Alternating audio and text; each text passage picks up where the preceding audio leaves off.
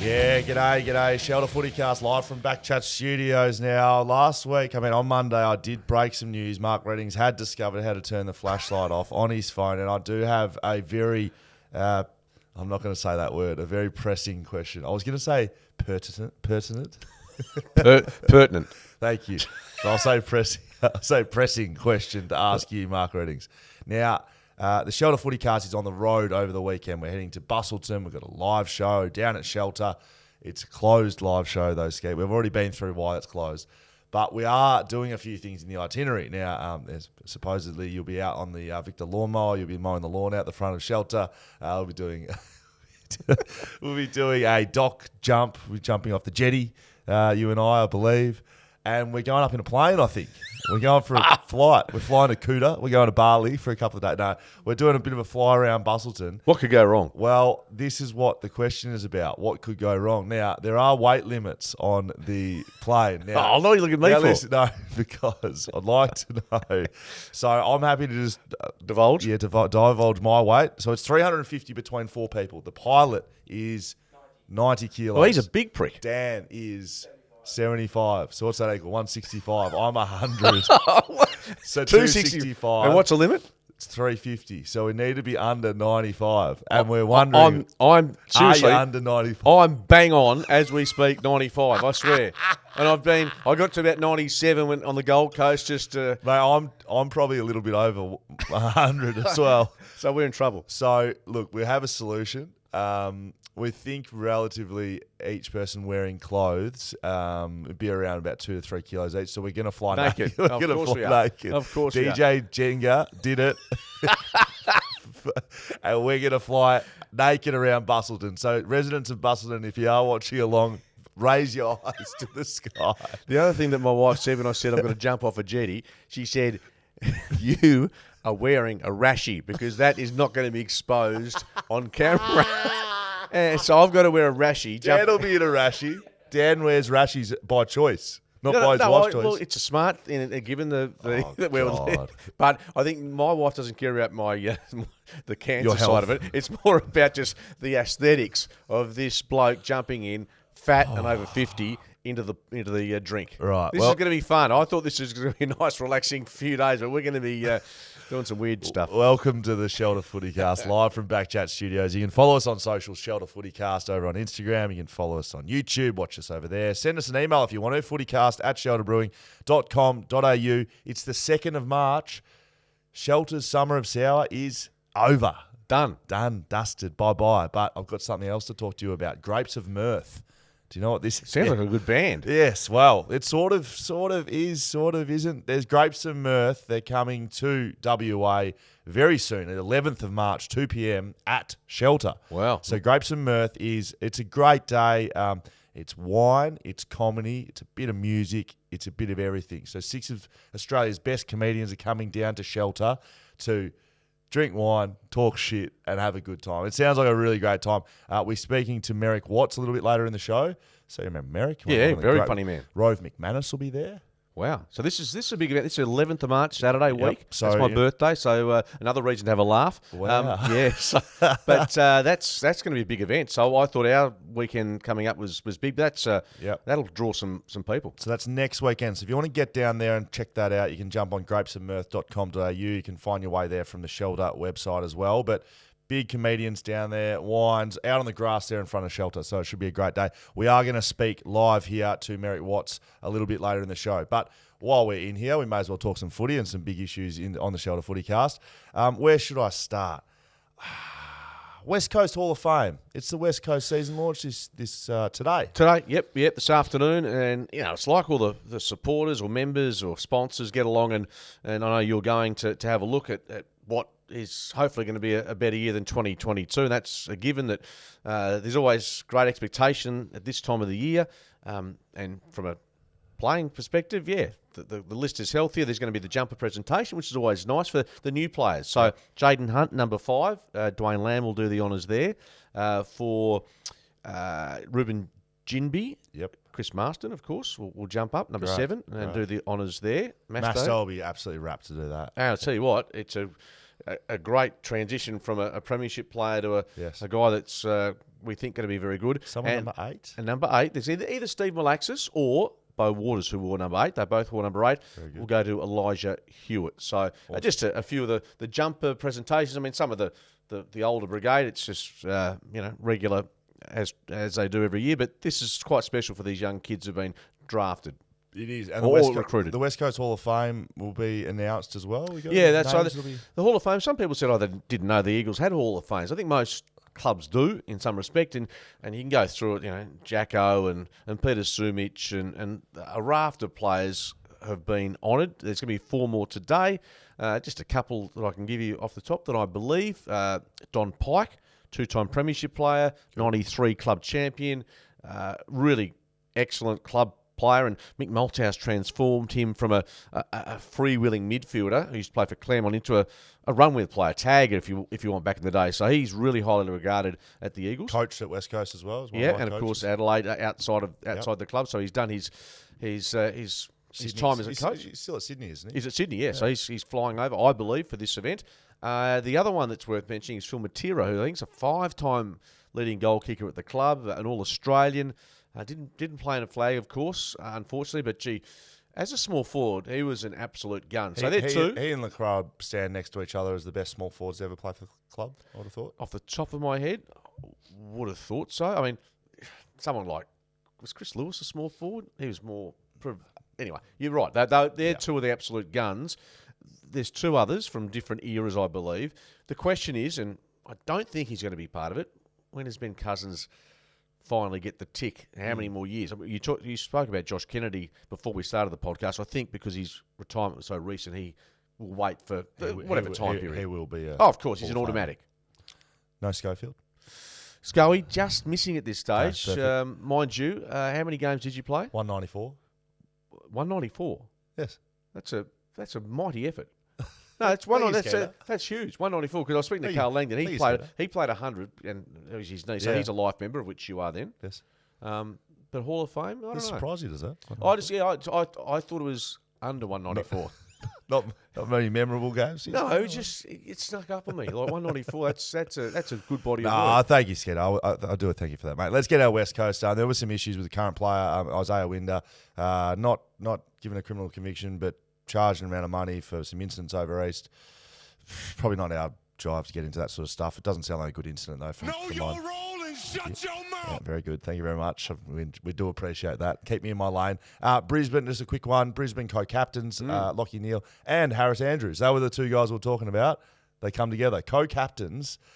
I can't remember if I've ever played it under any, but anytime I've ever seen them rolled out at other clubs, I've just thought, why would you do that? North Melbourne's done it. Sydney, you've got 3. Sydney, you've got a handful. Yeah, I don't know about. Why not just pick, like Geelong? There's an obvious choice, and look, they could have been co-captains. Dangerfield and Stewart could have easily been co-captains, but they've got a leader. And look, mate, I just don't know the captain for mine in a footy club. Actually, the actual leadership element, like you have a leadership group and you look at your leaders. You don't walk around like, oh, there's my captain and there's my vice captain. It's like right now it'd be like Luke Shuey, he's a leader. Jeremy McGovern, he's a leader at West Coast. You know, the co-captain stuff is external. So it's to make people happy. Or something. I do agree with you wholeheartedly, and you could have easily said Alex Pearce as the more senior and Andrew Brayshaw as his co-captain. You could have done that, but look, make the call. It's like, really sometimes you have to choose between your favourite children. Sometimes I've got to say one is, and they change consistently. Is that hard with twins? Slightly more problematical, absolutely. But what I will say is that there are days that I favour one more than the other. So just make the call and say, look, I love you more than I love you. You'll do it one day. That's very good, Skater. Like that analogy. A bigger issue I wanted to speak about, there's been a couple of things over the last 24 hours that have come through about betting, sports betting, betting partners, use of image of players around those things. And I think it's a decently... Look, it's one of those issues that I think is going to continue to ramp up. A little bit taboo in stages. So basically, this is off the back of 2 issues in the last 24 hours. Ben Brown and a bunch of about 30 decently big name players that have opted out of being used under sports bets use of image rights. So Sportsbet pay AFL a bunch of money, and they say, we want to promote betting, and we can use anyone's name. So apparently the AFL players can opt out of being used in those images, and about 30 have. So if your image is used, to your knowledge, do you get, say, by Sportsbet? I don't think so. Do you get paid any extra? I don't think so, but there are deals that you do. So there was a Telstra deal with the AFLPA when I was playing that if they use you, you got like a, it wasn't a lot. You get $27 at the end of the month, and if they pick and choose, and there are some deals like that. But I believe the Sportsbet is, they sponsor the AFL, and what they're paying for is the ability to use the images of AFL players. So some have opted out. The secondary issue is 11 Victorian clubs, all of them, have committed to love the game, not the odds, and it's a commitment to not take gambling money, basically. Which has been very much, you go back the last decade, and so many clubs have had, and you know what? Some of those clubs may have, needed that money to keep ticking along at the rate they want to. It is one of the biggest issues in footy. The AFL, though, is really fascinating because they're strong on so many society issues. And look, I'll put my hand up. I love having a punt. I can't punt on matches that we broadcast. We know that.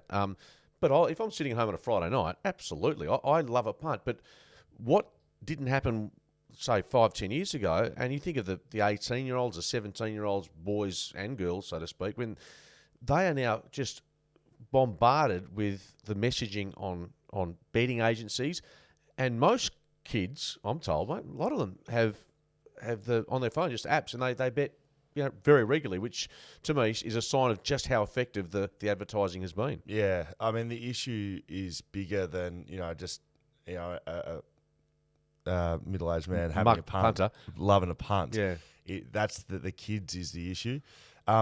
Crown reportedly has gone to these Victorian clubs and offered big money to sponsor the clubs. So some have said no, don't want your money. So Geelong's one of those. But there's a few that have said, yeah, we will be considering what they do. And that apparently goes against this love the game, not the odds commitment that they've all made. So, look, it's really difficult. So we're sponsored by a betting company at BackChat. Blue Bet sponsor us. So we take money. There is a moral decision that you have to make. But that could extend. I mean, we're also involved with an alcohol company. Yep. We're involved with a betting agency. At some stage, and I understand those concerned about the messages to young people or to people that strike. You also have to make decisions. I love a drink and I like a bet, and if I make the wrong call and overindulge on either of those, you do have to take an element of responsibility. So I certainly, it is. It's not a black and white issue. No, it's not. But I kind of fall into the same category that you do need to make your own decisions in life, and you need to take responsibility for your own actions. And that's all fine as an adult, but as a kid, sometimes you don't know that, and so you can be impressionable. But it's a really fine line with what's right, what's wrong. Is fast food, that's not doing anything good for anybody. Well, but the KFC Big Bash, which is really out there and healthway, and look, they're trying to stamp that out as best they can. Wow, it leaves sporting organisations, and again, even extension of that, we're sort of going off track here a bit, but Woodside with Fremantle. Yeah, I was just thinking that. It's where do you draw the line of what's acceptable to take to support your club or your organisation or your business and what's not? It feels like things are becoming more and more unacceptable. And so what's clean enough? What's clean enough money? Basically. Well, I read an article from a guy who runs the Scarborough Nippers. He's part of that organisation. He wants Woodside, I think it's Woodside, that sponsors the Nippers. He wants them out because he says it's akin to cigarette advertising. This is the message. I struggle to understand that. And let me move outside the AFL. The NRL, a lot of NRL clubs have pokey machines. Yep. That is so important to them. We, of course, don't have pokies in WA. All the surf clubs over surf clubs. Yeah. That's why the surf clubs in Queensland exist. Are outstanding. They've well run. The facilities are outstanding. But I guess the price you pay is the people that have struggled after being addicted or lost their livelihoods or lots of money with the pokies. There's no easy answer to what is, as you say, the current issue. Players wanting to distance themselves from this this current Yeah. advertising. So on the actual issue, I think players opting out is a good solution. Yep. You know, if you don't want to be involved, that's doing what you and I are talking about, and that's putting your hand up and say that's not me. Let me ask you, if you were offered, seriously, $50,000 to a 3-year campaign to be an ambassador for a betting agency, yay or no? Probably yes. I mean, I'm pretty. Is liberal the right word? I'm pretty much. I look at other people and I don't really judge people with the decisions they make enough because I've got enough to worry about in my own life. Exactly. And I mean, Nathan Brown does a lot of that.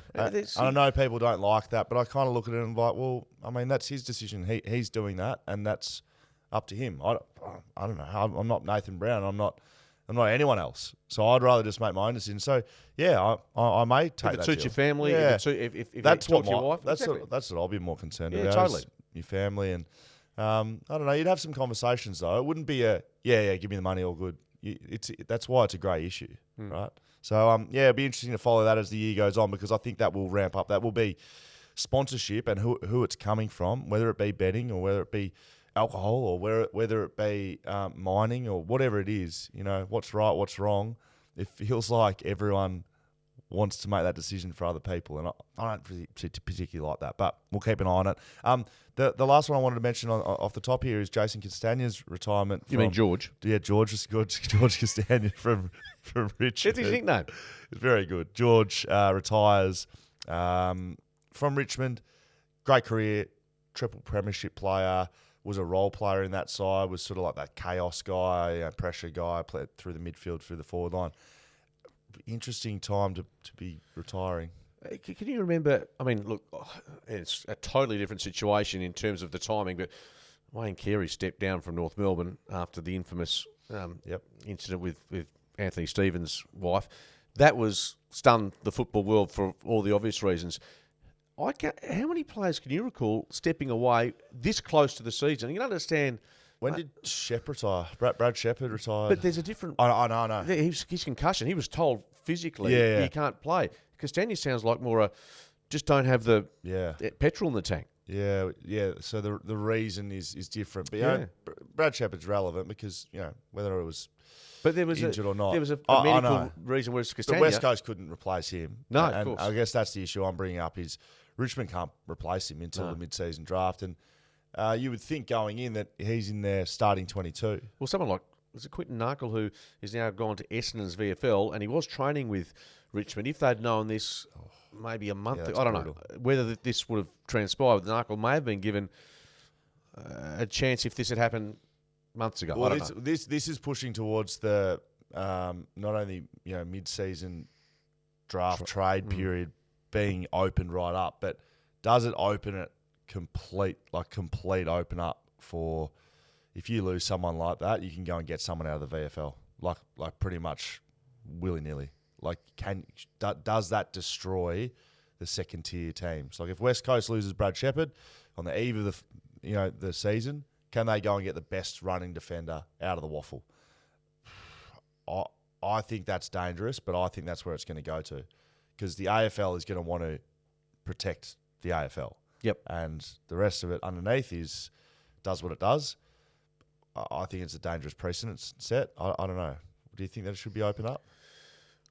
End of the day, I know the argument from waffle clubs and SA NFL clubs about how it affects them, but I feel if there's an opportunity for a player and mid-season draft wise, that there come those up for Jai Cullies and guys like Marlon Pickett. I always struggle to deny someone that chance to go. And under what circumstances, how extreme the measures, if someone gets a chance, I'm never going to say no. I tend to be more lenient on that side than the consequences of not. So I'm saying yes, but in a reasonable. Yeah, not a free for all. Yeah. You can't just go dipping into the waffle if you feel like your ruckman's not performing. Do you agree with that? Yeah, I agree. I think if you need to cover a list spot and someone pulls out like George Castagna has it, Jason Castagna has, and Brad Shepherd, like stuff that you need to replace, but you can't just not like the draft that you've just got in and you don't like his attitude and so you want to go and get someone better. I think you got to respect the second tiers there. Anyway, a couple of good issues there to talk about off the top. But now we're going to get into Grapes of Mirth. It is on the 11th of March, 2 p.m. We're going to chat right now to MERRICK Watts, and he's a very, very big Collingwood supporter. So let's going to see how this goes. Let's go to it right now. Yes, Shoulder FootyCast. Here we go. Mark Reddings. He's had a little bit of a rest while we have this great man in the house, MERRICK Watts, ahead of Grapes of Mirth, which is on the Saturday, the 11th of March at our very own Shelter Brewing down in Busselton. We're going to talk about that in a little bit, MERRICK, but welcome to the show once again. A friend of the family here, mate. How are you?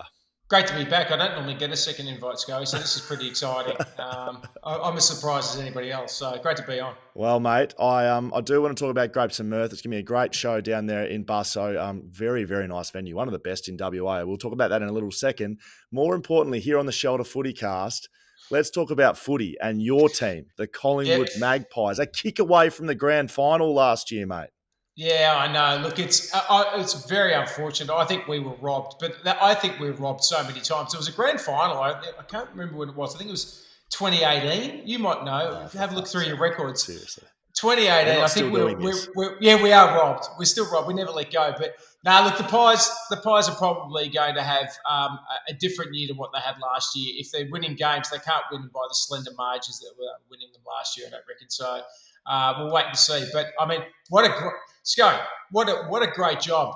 You roll up as captain of the football club, number 30, like your father, who's a Brownlow medalist for the club. Darcy Moore, of course, I'm talking about. Roll up and they go, Darcy, okay, 2 jobs. Number 1, photo shoot. It's gone beautifully. Well done. Team is very, very happy with it. Club's happy with it. Well done. Yes. Just before we move on, Jack's got something he wants to tell you. Jack, what is it, mate? Fire up. And then Jack comes in and goes, I've been a bad boy. Day 1 on the job almost for Darcy Moore. And before he's even had a kick of the footy as the skipper, he's already dealing with issues. So a bit of a drama there. Wow. I dare say the Torquay pub's probably seen worse. It was actually where I had my first job, the Torquay pub. I was a glassy there. That was my first and only job before being an AFL footballer. So do what you want with that, MERRICK. I don't know. I hope Jack Innerman gets back and plays some footy because I like him as a footballer, and that's pretty much that's all I care about, to be really honest. Let's talk about a couple of changes over the off-season for you boys, though. You've lost your big ruckman in Brodie Grundy. You've also lost, I think, look, Brodie's a big loss for you, but Ollie Henry, I just don't like the looks of things for you boys in that regard. Him down at Geelong dominating, that's a big loss for you boys. I think I think you can expect Ollie Henry to play a better footy down there because of the family connection. He's got a brother at the club. It's going to be a different motivation, I think, for him. So I wouldn't be surprised if he plays some really, really good football there. But a loss, I think, from a team structure, I think the Dacos boys are such fire that they can, if they're moved around, they can cover it. I think we've got some good ins. I'm not worried about losing him as an individual. I think the Collingwood Football Club will be okay. Grundy's different. I'm a big fan. Brodie Grundy, big fan. I think, losing him the way we have and being a second ruckman to Gorney is going to be a great boon for Melbourne. And I think it is a bit of a loss for Collingwood, if I'm honest. I'd rather have him in the team than out. You can't be too disappointed. I mean, you bring in... Look, a lot of people are saying this man is just an absolute gun waiting to happen in Daniel McStay. He hasn't had a lot of attention up at Brisbane Lions, but been a long time since the Collingwood Football Club has had a big key forward. Like, I'm talking Anthony Rocker. I'm talking Travis Cloak. We're talking Daniel McStay. I think he's a big inclusion for you boys. Look, I agree. I think the big body around the ball, I mean, you'd know that better than most, is like it's really hard for a backline to muscle a big key forward like that and keep an eye on the crummers as well. Like, it's a lot of jobs going on. When you've got a key target like that, then you've got somebody who can be a body in that contest as well. Even if they're not taking massive grabs and kicking bags, there's still what was missing, I think, in the Collingwood forward line. We've got a lot of class there and we've got a lot of effort, and there's some really silkiness starting to develop in that forward line. But, even De Goey, he's a champion of a footballer and really like him in the forward line. But if you've got a massive body there, it does make a difference in structure. And if you look at the way Collingwood's played, and most teams have played in the past, that's how you get into grand finals, when you've got a big-bodied forward. Tom Mitchell, Brownlow medal. I mean, you wouldn't be disappointed adding a Brownlow medalist to the team, I wouldn't have thought. Oh, mate, I think, yeah. I mean, we had Shane Woden once. Remember that?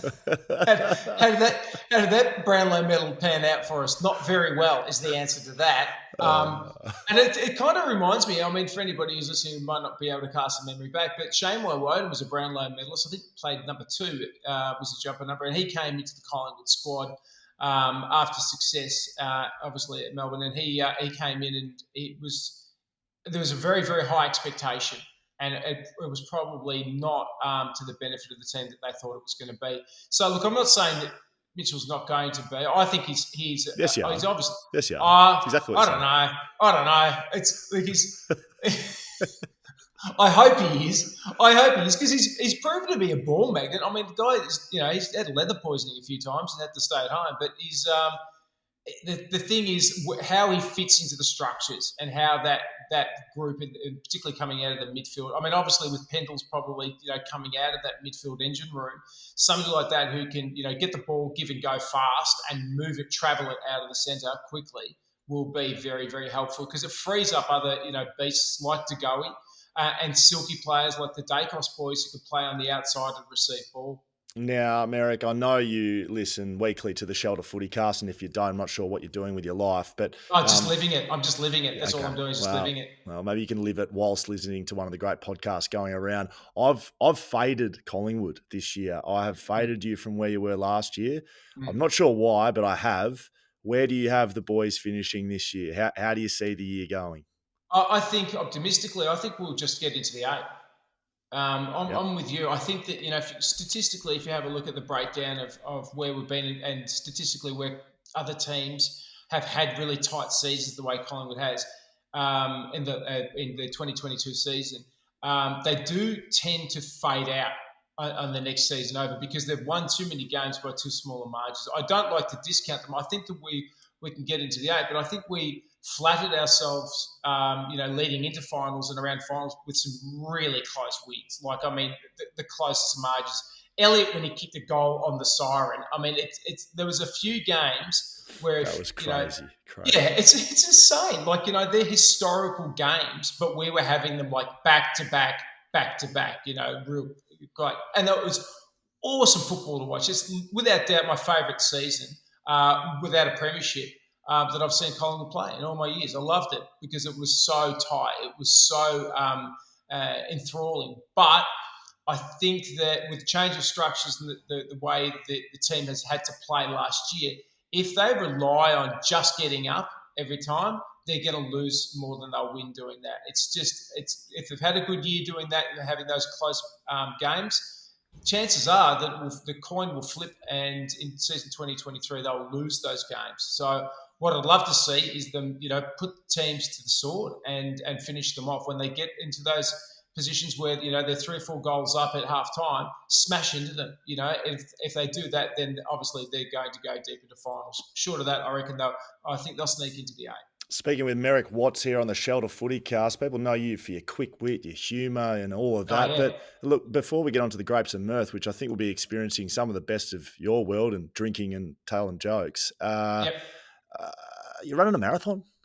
Yeah, I'm training for a marathon at the moment. Because I turned 50 in November. And Jeez, you're looking good for 50, Merrick. Tell you what. I do a lot of jabs in the face. I'm not lying. As soon as I get off this podcast, I'm going straight down to a clinic and just getting jabbed, like stacks of them.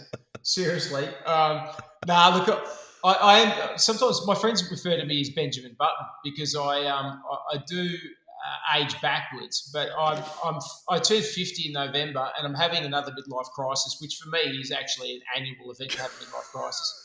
I've been having them since I was 31, so it's pretty regular. But this year, I'm going to do the Gold Coast Marathon in July, and so I'm in training for that at the moment, shedding a few kilos and putting a few k's on the legs. And the old rigs are actually handling it pretty well. I feel that my body sometimes feels like that truck in Mad Max, the tanker. You just go, what is that thing? It's so broken and twisted, but Jesus, got some go in it. That's my body. That's my rig at 49. The truck from Mad Max. Mate, we've started a thing on BackChat. So this is a part of the BackChat Studios, BackChat network, Shelter FootyCast. On BackChat, we started Fat Chat, which is just blokes talking about how bloody hard it is in this world to keep the kilos off. Like I was at 108 kilos about 3 weeks ago, which Jesus. hey, Merrick, this is a positive space, mate. I don't need that sort of reaction, mate. But that is a blowout. That is a huge blowout. Fuck it is. Yeah. I was just asking my wife. It's been horrendous. But I've reined it in. I'm down 102 just by having discussions about what I can actually alter in my life. Like, I don't know, not having 3 fucking donuts for dessert just because I want to and because I can. Running a marathon would help with that as well. Now, let's get on to Grapes of Mirth. It's on Saturday, the 11th of March, 2 o'clock till 8 o'clock down in Busselton. Shelter Brewing will be holding that. Mate, what's it all about? So it's on the foreshore there. We've got the whole foreshore area, that park there that leads out to the jetty, which is just fantastic. So the brewery's going to be, the host of the event. Often we do it in wineries, but in wine regions. So Grapes of Mirth is it's basically just it's a day out of comedy, out on the grass. You bring a picnic rug or a camp chair, whatever you like. Bring your friends, bring your family. Sit around, have a few beers, have a few wines, and just watch some of Australia's best comedians. We bring a swag of great comedians. Yeah. The Rove's coming back to WA, which is fantastic. Bloody hell. This is only his second Grapes of Mirth because he's a little bit difficult to tie down. But there was definitely an incentive to get him to the Margaret River and to Busso. And we've got Greg Larson, a couple of great local female comedians as well. Beck Charwood is great. So bring this swag, and of course I'll be emceeing. It's a whole day of comedy. It is. It's like we have lots of breaks. It's really casual. It's a different way to see comedy because it's during the day and it's outside and it's just magic. Bring a hat. That's all I'll say. Bring a hat and a thirst. Don't be afraid to bring a thirst. I always bring a thirst. That's why I'm trying to run a marathon, because I've got to run off those kegs that I've got from my thirst. Good day of comedy. You're in a good space here. Mark Reddings, who is my co-host, will be joining us just after we have a chat. A couple of thirsty blokes sitting right here, and that's why we're sponsored by a beer company, to be really honest. Great. You've got to be done it. Absolutely. I've had a quick look across the card here. Now, you mentioned some of the big names that are coming across. Rove, yourself, all the crew. DJ Pedro Moshman, I've got to be honest, he looks wild. Mate, he looks like, seriously, our DJ, we fly him all over the country. Right? He's become a real asset. He does every single gig by demand. The audience absolutely love him. To describe to listeners what Pedro looks like, he looks like as if the Golden Girls had a brother who lived at the retirement home and had a moustache and was Portuguese. That's the best way to describe him. He's a weird-looking cat. But I tell you what, he gets a dance floor absolutely pumping, and he's worth every cent of the money that we don't pay him. So it's amazing to have him on board. That's great, mate. You can get tickets. Head down to, I've just forgotten what it's called. Grapes of Mirth. grapesofmirth.com.au. No, that's all right, mate. I'll give it a plug. That's what I do. Grapesofmirth.com.au. $79 per ticket. I tell you what, where you're having it, I don't know if you've been exactly there. You would have seen it last year. Mate, that is one of the best spots in WA. So if you are down south, you want to come down, I'd be getting down there. I won't be there. I'm going to Bali. Wow, why would you do that? Oh, you want to get STDs? Is that why you're going there? Yuck. I would just come to Busselton. You've been asking the Collingwood Football Club about heading to Bali. I mean, they don't know about it, wouldn't they? Mate, they go there to drop them off. They go there. It's a deposit system there. Well, kids and girls and men, if you don't want anything to do with what we've just been talking about, you want to head down to Grapes of Mirth, go check out MERRICK Watts and look, up the Collingwood Footy Club. I think last year was the first year in the history of life that anyone wanted to be a Collingwood supporter. I hope 2023 does the same. Mate, thank you very much. Lastly, very quickly to you, how are the Eagles going to go this year? Top 8, they'll make finals. Everyone, I've come out and said that regularly. People I've jumping all over radio, people saying they're going to win the wooden spoon. If West Coast win the wooden spoon, I'm happy to reveal I would do a naked lap of Optus Stadium, with nothing on because I'll be naked. I'll do a naked lap. No one wants the Eagles to finish with a wooden spoon after hearing that. Not even me. Mate, there is no chance they win the wooden, just absolutely zero chance they win the wooden spoon. I think they'll make finals. I think they will play finals. Who's going to get the wooden spoon then? I think GWS is going to struggle this year. Not many people are talking about them struggling that badly, but I don't see where their improving comes. They had a lot of good talent, but they're not going to have a great year. Hawthorn will struggle a little bit, but I think they'll be competitive enough, might win some games. North Melbourne, Essendon. Essendon, I don't, and St Kilda got ravaged by injuries. So there's your bottom 5. Yeah, I reckon it's going to be a battle between Essendon and North Melbourne for the wooden spoon. That's my pick. Jeez, Let them battle out. I love seeing them at the bottom. Good on you guys. Well done. Stay down there. Correct. It's absolute putrid down there, tell you what. We spent a bit of time there last year, West Coast Eagles. Merrick Watts, thank you very much for joining us on the Shelter Footy Cast, mate. We'll see you hopefully before 12 months. We've been too long between breaks. Mate, always happy to talk footy, particularly if it's about my team. Well done. Thank you, mate. Thanks, boys. There we go, Merrick Watts. He thinks that Collingwood's fading a little bit. He's on my bandwagon a little bit. He's a good man, Merrick, and we look forward to seeing him next weekend. Grapes and Mirth. Make sure you get down there. Check out your tickets on the Shelter website or wherever you get your good tickets, because you know where it is. Grapes and Mirth down there with Merrick Watts. Now, let's get into West Coast and Fremantle. Freo v Port Adelaide today down at Freo Oval. I'll be covering this game and the next one for that matter. I've got a few things that I'm watching. Port Adelaide, I wasn't overawed with Port Adelaide. I mean, they ended up losing the game, which you've heard me say doesn't really matter. But the way they played and, the way their midfield performed, the way their forward line functioned, there was some real positives. Their small forwards was a positive. But overall, I wasn't, wow, Port Adelaide look amazing. So if Port Adelaide are going to make the jump up the ladder that people are expecting them to do, I need to see a bit of a, wow, that they're looking really good today.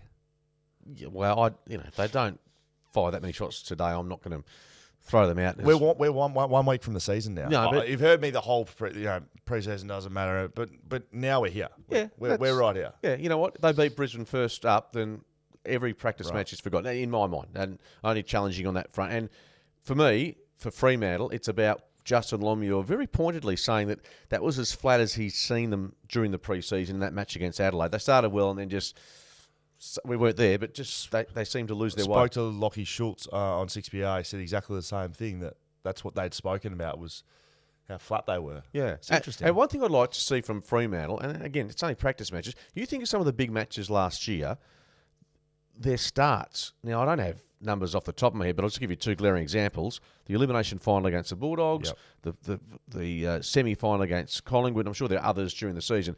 They have to tidy up that aspect. But, yeah, today's a bit more important than last week. Is it the be-all and end-all? I don't think so.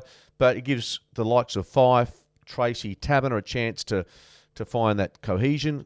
We get a look at Matty Johnson, who looks like he's getting closer to perhaps a round one selection. Still no Luke Ryan with a back. I don't know if you've ever done a back, but broke my back 2 years ago. So there you go. So, yeah, of course. Yeah, through Peel, wasn't it? Yep. Yeah, so that was obviously a collision injury. I'm not sure what this injury is related to, but he's still not playing, so that's a bit of a concern. But and of course, Luke Jackson with the delayed concussion, as an example, gives Liam Reedy a chance. Young kid, mature age ruckman, but gives Darcy a bit of a chop out today. Yeah. So yeah, there's a bit to look at from Fremantle's perspective, and I think they need that extra gallop today to find out a bit more about how they're going to be set up. Heath Chapman comes in for his first game, which will be good. Again, all eyes for me on Freo are their forward line, how that functions. Can Fife, Taberner, Walters, Frederick, Switkowski, Schultz, can they fire as a forward line? Again, speaking of Lockie Schultz, during the week, he thinks they have more firepower this year than they did last year. I asked about the loss of Rory Lobb, and he felt like he pretty much said that Fife plus Jackson is better than Lobb, which I would agree. Yeah, it makes sense. Right? And we're not asking for these, the Fife and Jackson types to kick 50 or 60 each. It's going to be by committee. It has to be by committee. By committee. That's a very Sperry. good, very good term. Is that Sperry or is it David Mundy who came up with that? Yeah, it might have been David Mundy. David Mundy, yeah. So scoring by committee, which in essence is sharing the workload, which is 40, 30, 30. Exactly. And that, grand finals, premiership teams are based on that nowadays, you think of it. I mean, I can't. What did Tommy Hawkins finish with last year? 50? And he's something like that. Yeah, and Cameron was about the same. Like they had two sort of but then Stengel was Stengel outstanding as their next best. So yeah, that the Dockers, that's the only concern I have for them, kicking a score. But that's been a concern for, going back to since Ross Lyon. Port Adelaide, I think, will look different in their forward line. So they had Todd Marshall as the standalone, but I believe Charlie Dixon is playing. We spoke to him on BackChat yesterday. Yep. One of the better interviews I came away from it one of the better chats I've had in our time on BackChat. So make sure you listen to that. It'll be good to see those two together. Like Todd Marshall had a great year last year. He kicked 50 goals. Charlie Dixon was injured, was out for the first part of the year, but he has the ability to be one of the best. He has the ability to be Tom Hawkins. No, you look at their forward line. You put Marshall, Dixon, then you put their smalls of Fantasia, Junior Rioli. I thought McKenty looked lively. There's probably another. They played Burgoyne. They played Burgoyne forward. He was whipping around down there. On paper, that team should be making the 8 and comfortably. But yeah, it's all that was the same as last year. Totally, 0-5. They won't be that this year, I don't think. But you're right. There's few questions I suppose we need to find out today as to the progress of both sides. That'll be Fremantle, Port Adelaide, 4:10 p.m. local at Freo Oval. You'll see me in some sort of suit. Got to go fish that out of the closet at some stage. Skeeter. Break's going to be a bit longer because 6 to 8 minutes because of the heat, although there's the odd shower forecast. But longer breaks, which is terrific. It means you get to stay there a bit longer, and more water runners because 35 plus it's going to be, I'll be on the boundary with no aircon, so hopefully I have an umbrella or something down there. I'll be there with you, by the way, but in a different guise, doing radio with David Mundy. So we'll be sitting there. I hope you're not in a VIP box somewhere. What, Fremantle Oval? Give me a spell. West Coast v Adelaide, 4:40 on Friday tomorrow at Mineral Resources Park, their home game. A bit to talk about West Coast. We talked about the season launch this year. Before we get into the game, I just thought it'd be worth a little chat about. Look, it's been talked about by Kane Corns. I know he's favourite of everybody's, but I like that he puts himself out there. There's been some reports off the back of Andrew McDougall, Colin Young, that the McGovern brothers want to play together. I want to point out this actually started on BackChat. We asked Jeremy McGovern, and he said, "Yeah, of course I want to play with my brother." And I would say, who wouldn't want to play with their brother in AFL? If you had a brother that was good enough to play AFL, your only dream would be to play together. Like it's a pretty simple answer, I would have thought. Anyway, off the back of some of the stuff the managers have been saying, which is sort of leaving it up in the air and a bit open and a bit of this and that. Kane Corns has come out and said that Jeremy hasn't fulfilled his big contract he's been on at West Coast, and Mitch has done the same, hasn't really given back Carlton what he signed on at Carlton, and he thinks both players should show more loyalty to each club. All that's fine. Neither player has, other than on BackChat, and no one really heard much of what Gov had to say. The players haven't been the ones driving this. They are probably doing what Kane wants and just going about their business, trying to prepare for a season. And there's probably been a question asked to one of the managers about would they like to play next to each other? And of course, that'd be suddenly it becomes no shit. They want to play next to each other. A bigger story. Imagine how good that would be playing with your brother in AFL. Well, even I was just thinking of you think of Bradley and Stephen Hill who played in the grand final against each other. We think of the Super Bowl just finished, the Kelsey brothers. Yep. I'm sure they'd love it one day to be on the same franchise and play. So the storyline is a little bit weaker than the actual reality. Loyalty in footy doesn't.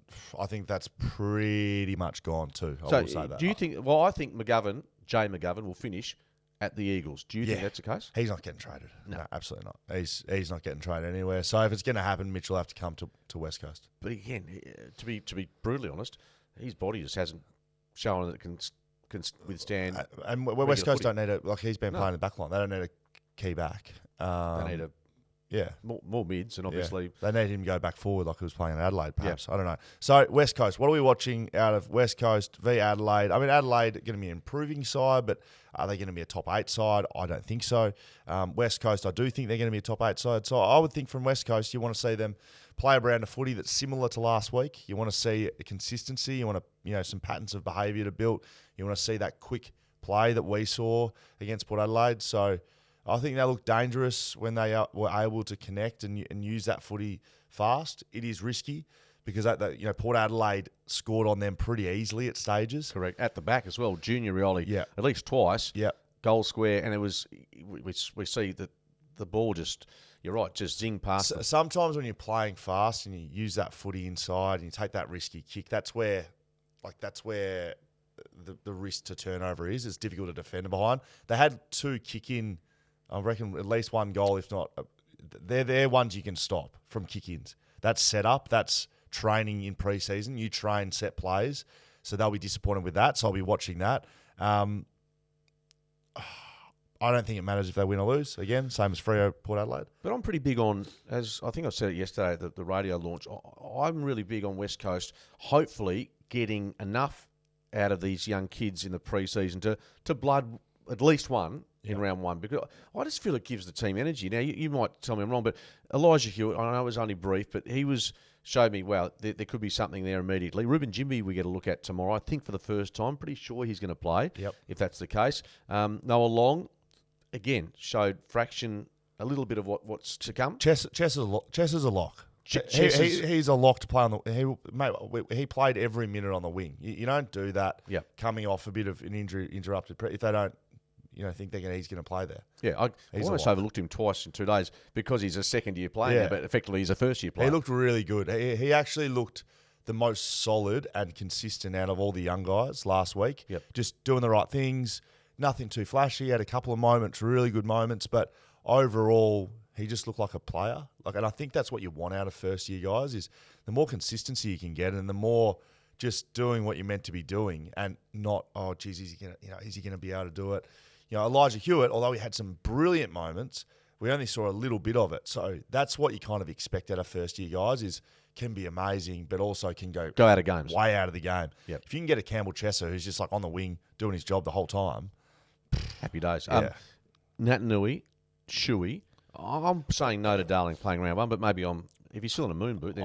We saw him out kicking the footy, but he wasn't running. No, I think he's... Well, anyway, he's less than 50% chance in my mind. But Natanui and Shuey, are you bullish about them playing against North? Shuey, yes. Natanui, that seems like it's going to be difficult, seeing though he's been held out of both games.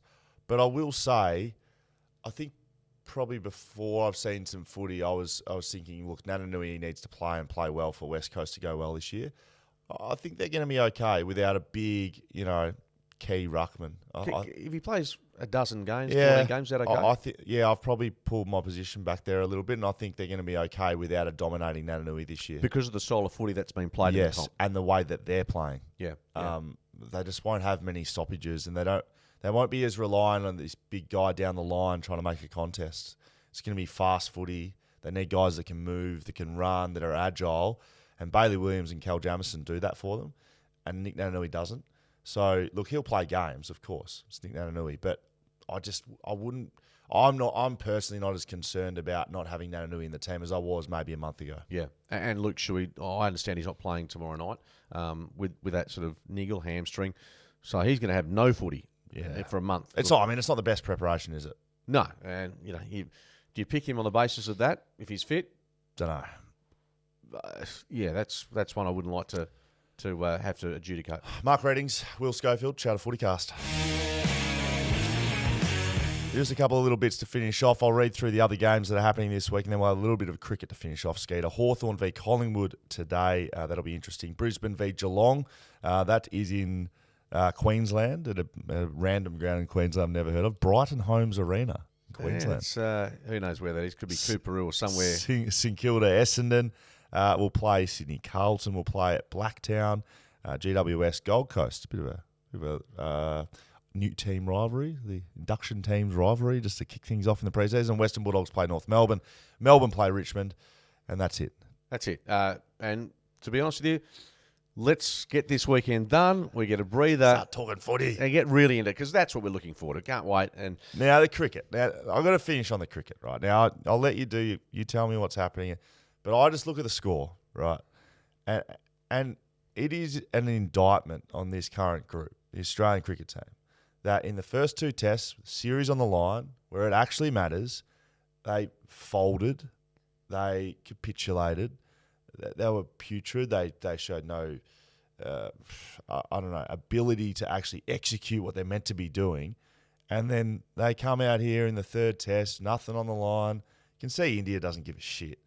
Smack them out, bowled them out for 30 or whatever they bowled them out for, and then suddenly they can concentrate and stay out on the pitch for 180 balls.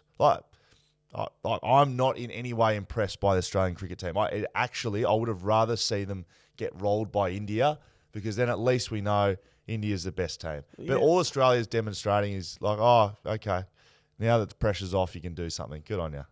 Yeah, so I'll take a different stand. I think they could have folded 4-zip. We're all expecting it. When they win the toss yesterday, India, and there's two elements I just have to whack here. The curators, what a disgrace. I mean, we talk about pitches being pathetic, and Australia had a couple last year, one at the Gabba, a day and a half test against South Africa. We had an Ashes test about 18 months ago at the MCG, below average. Well, this pitch and indoor, and when the curator's wearing Indian tracksuit pants, you get the feeling you know where it's heading. So the Indian curators, terrible. This test match, what's it say? Day 2 today. We lead by 47. This will not go 3 days. It might even, dare I say it, go 2.5, given the pitch, given the spin that's been applied. When Matt Kuhlman is turning it in the first over sideways, and let's be honest, in Australia, he wouldn't do any damage at all. The pitches just wouldn't favour him. So, and the other bloke I want to ping is Nitin Menon. He's the Indian umpire. What an absolute clown he is. What's he done? There were 5 decisions yesterday, and look, Australia, they didn't review a couple in the first over. He got them all wrong. He is a numpty. He's got zero idea. And how he's on the ICC panel. Joel Wilson, his counterpart, he's just as useless. I'm telling you, the umpiring was horrendous. How do they have an Indian umpiring the game? Well, that's a question. Do we have Australian umpires umpiring? I think during COVID that was back in vogue. But Paul Rifle's done some. But that was it was horrendous. And look, I suppose the counter argument is, why didn't the Australians review in the first over? They didn't. But India had a mare with their DRS. We had a couple of shockers early, but the umpiring was shite. Anyway, I think you have to give credit where credit's due. I know, I agree with you. India are sort of playing very cavalier style, but if they get back and draw this series 2-all... So is there 4 games? There's... Why is there 4? Well, why did cricket do this? Well, we'll put it this way. Why do they have 4? Have 5 or 3? Well, there were 2... between England and New Zealand. We saw almost the greatest finish of all time, a 1-run win to New Zealand, when James Anderson, the best bowler in the world at the age of 40... and potentially the worst batter in the world. He got out again on the cusp of victory. So, cricket's alive and well, with Bazball taking a bit of a hit, but the Ashes set up beautifully. Forget the result in India. We're shite. We've won 4 test matches in the last 35 over there, so we're no good over there. But I think it shows some character, as opposed to your negative defeatist attitude. May as well get beaten 4-zip. Seriously, hopefully we get on, win this test match, and give ourselves a chance to square the series, which would be a noble effort over there in India. You can keep bagging the crap out of Australia cricket. And I'm sure you'll have a crack at Pat Cummins at some stage. Hey, I'll just keep his name out of your mouth. I haven't said that. You said that. As a captain, Steve Smith, you don't like as captain, is that right? Is he captain, is he? I didn't think he was allowed to do that. He is. He served his penance like most people in life. If you serve your penance, if you punch someone, you hit someone. Cricket Australia, don't make that penalty then. That was a lifetime ban. It was a 12-month ban. Of leadership. Didn't he get lifetime? Who's lifetime? Warner. Who's got the lifetime leadership ban? Well, Warner won't be leading Australia ever again.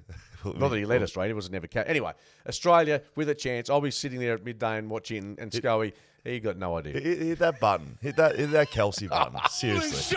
Me? Oh, me, mate. I don't know what I'm talking about. Seriously, cricket. Anyway. When's it over? Who knows? It's a 5-day test match. No, I mean cricket. There's another test. It starts next weekend. Bloody hell. Shelter FootyCast. We're I don't know where we've gone, but it's been a good chat. Merrick Watts was outstanding. Skeeter, I'm looking very much forward to getting... Busselton. If we can get on the plane, I'm looking forward to having a fly around. The weight is going to be a factor. Will you do a backflip off the jetty? Do you think we can get to see a back? With my Rashi, I'm just concerned about the fact we are on the cusp of the limit between 100 and whatever you are, 95. What are you, 75, Dan? We might need to sub someone out. Well, we'll go to a sauna, all 3 of us tomorrow. There we go. Shelter FootyCast. See us in a sauna somewhere around Perth. You can follow us on shelterfootycast.com.au. Find us where you do there. Shelter FootyCast on Instagram. See you later.